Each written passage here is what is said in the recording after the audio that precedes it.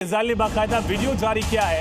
Tehran में हमले का वीडियो जारी किया गया। बासित मिलिशिया पर हमले का वीडियो जारी किया गया है। इजरायली ड्रोन से हमले का बाकायदा वीडियो आप देख रहे हैं। और एक तरफ डोनाल्ड ट्रंप और इजराइल लगातार ये दावा कर रहे थे कि जो एयर डिफेंस सिस्टम उसको हमने तबाह कर दिया है। मैं सर मिलिशिया पर भी लगातार हमने मिलिट्री एस्टेब्लिशमेंट पूरी तरह तबाह। जी, मैं दर्शकों को बताता चलूं कि बासित जो है वो IRGC की वो आर्म है जो कि मॉरल पुलिसिंग करती है। बासित ने इस्फहान और तेहरान दो जगह पर इन पे अटैक हुआ है और इन्होंने जगह जगह पर चेक पॉइंट्स बना रखे हैं।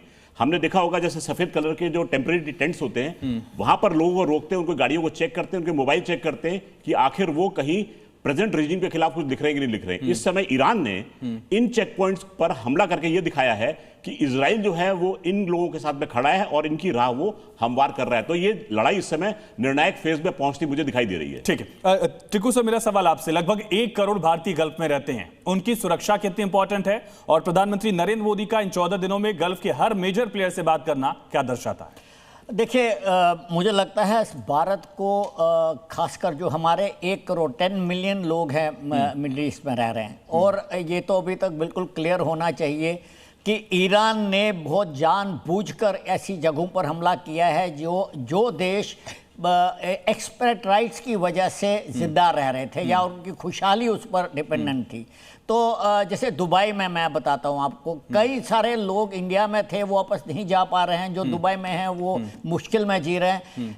अगर इस युद्ध का कुछ समाधान होगा। ठीक है सर, माफी के साथ रोक रहा हूं। एक बड़ी खबर है, ईरान ने मिसाइलों की 42वीं खेप दागी है। कई मिसाइलों से इजराइल पर हमला किया। तेल अवीव में अमेरिकी सैन्य अड्डों को टारगेट किया गया है। इमाद, कद्र, खैबर, शेकेन और फतह मिसाइलों का इस्तेमाल किया गया है। हमले में ड्रोन का भी इस्तेमाल किया गया है। ईरान भी रुक नहीं रहा है, बराबर पलटवार कर रहा है। इसके साथ ही हिजबुल्लाह के साथ मिलकर एक ही समय पर बाकायदा रणनीति के तहत इजराइल को टारगेट किया गया और अब एक बार फिर से ड्रोन का इस्तेमाल करके, मिसाइलों का इस्तेमाल करके हमला किया गया। मैं सर कुछ जोड़ना चाह रहे हैं? मैं ये कहना चाह रहा हूं कि इस समय पहले जब इजराइल के ऊपर अटैक शुरू किया था ईरान ने, तो जैसे मान लीजिए पहले दिन 100 मिसाइल फायर की, अगले दिन घट के 50 रह गई थी। पिछले हफ्ते 2 मिसाइल ये 3-4 घंटे के बाद में फायर हो रही थी। कल रात को आखिरी मिसाइल इजरायली वक्त के अनुसार 10 बजे दागी गई है। सेंट्रल इजराइल के ऊपर आई है, इंटरसेप्ट करके डिस्ट्रॉय कर दी गई है। हाँ, नॉर्थ में इस समय हिजबुल्लाह जो है वो रॉकेट्स की बारात छोड़ रहा है, लेकिन वो रॉकेट जो है नॉर्थ इजराइल में और नॉर्थ वेस्ट इजराइल में जाके गिर रहे हैं। और अफसोस की बात। जी ठीक है टिकू सर, 1 करोड़ भारतीय, उनकी सिक्योरिटी। हाँ, ये तो देखिए, अगर दो पक्षीय इस युद्ध में अगर कोई मध्यस्थता होती है तो मेरे ख्याल से इंडिया के लिए एक बहुत बड़ा एक क्वेश्चन होगा कि भाई मिडिल ईस्ट के अंदर जो भारतीय रह रहे हैं उनकी सुरक्षा का क्या होगा।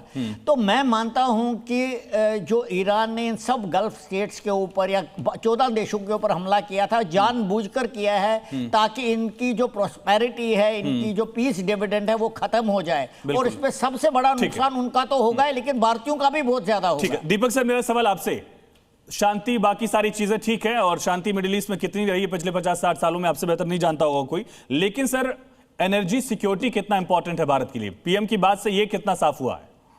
ये आपने बहुत अहम प्रश्न पूछा है। It's a brilliant question. अब ये आपको मालूम है कि पेट्रोल पंप पे यहाँ कोई शॉर्टेज नहीं है क्योंकि हमारे पास इनफ स्ट्रेटेजिक रिजर्व्स हैं। और फिर इंटरनेशनल एनर्जी एजेंसी ने 400 मिलियन बैरल्स का बोला है लोगों को कि आप रिलीज करिए जो आपने रखे हैं। वो एक अंतरराष्ट्रीय, हम लोग मेंबर नहीं, हम एसोसिएट है, पेरिस में बेस्ड है, मैं जानता हूँ कहाँ पर है।